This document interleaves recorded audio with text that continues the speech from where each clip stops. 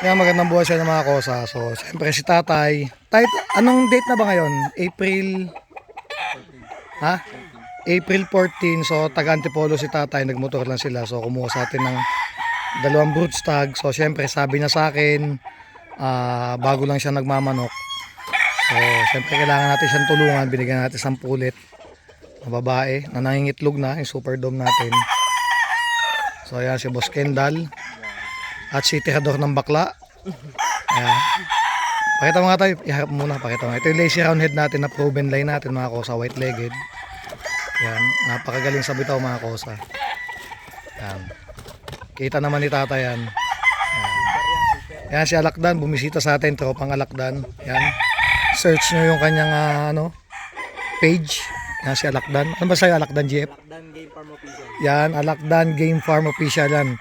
Follow nyo sa kanyang ayan, follow nyo sa kanyang page. Ayan. Ito yung isang kinuha niya yung possum sweater ko na proven din. Ayan mga kosa. Tay, kamusta ang palo nito? Bulok ba? Ayan. Ayan ha, sabi tatay, pumuputok daw palo. Tay, legit to ha, hindi sa kapitbahay galing to ha. Ayan tayo, pakita mo tayo. Ayan, hindi yan sa kapitbahay mga kosa galing ha. Yan ay mismong sa bakuhan namin ng galing. Oh, shoutout sa magbabakod. Ayan. Ayan, tatay. Tayo, bali lang ng manok mo dun sa farm nyo. Sa yung mini farm. 50 peraso lang. Ha? So, dalawa tayo. So, kukwentuhan kami mga kosa ng konti. At siyempre, kailangan... Pag sa sunod, medyo marami na. Ayan. Nakapalahi. Ayun. Ayan ha. Abangan nyo si tatay makapagpalahi ng manok niya. Saan kayo tayo sa Antipolo? Sa may San Roque.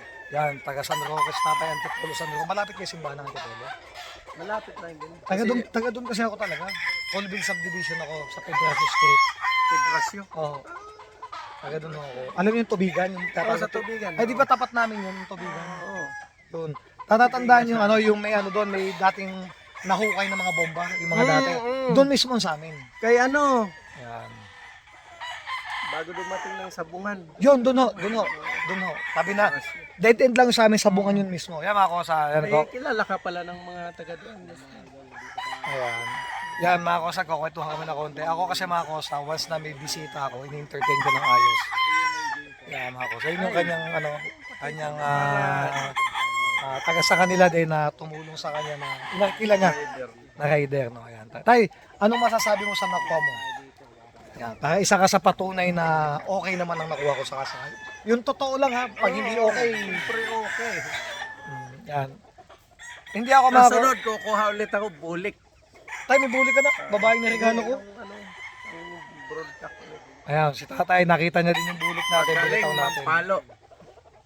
Ayos naman ang palo ng bulik natin tayo siguro. Talagang Kapupukag ka lang nung kagabi ha. Ayan, so ayan. sana makapalabas din akong ganyan. Lalabas tayo, Matik. Para hindi na ako sa Antipolo. Ininin pa. Ayan. Ayan, ayan tayo, salamat sa inyo ha. Salamat sa inyo tayo sa pagbisita nyo sa akin.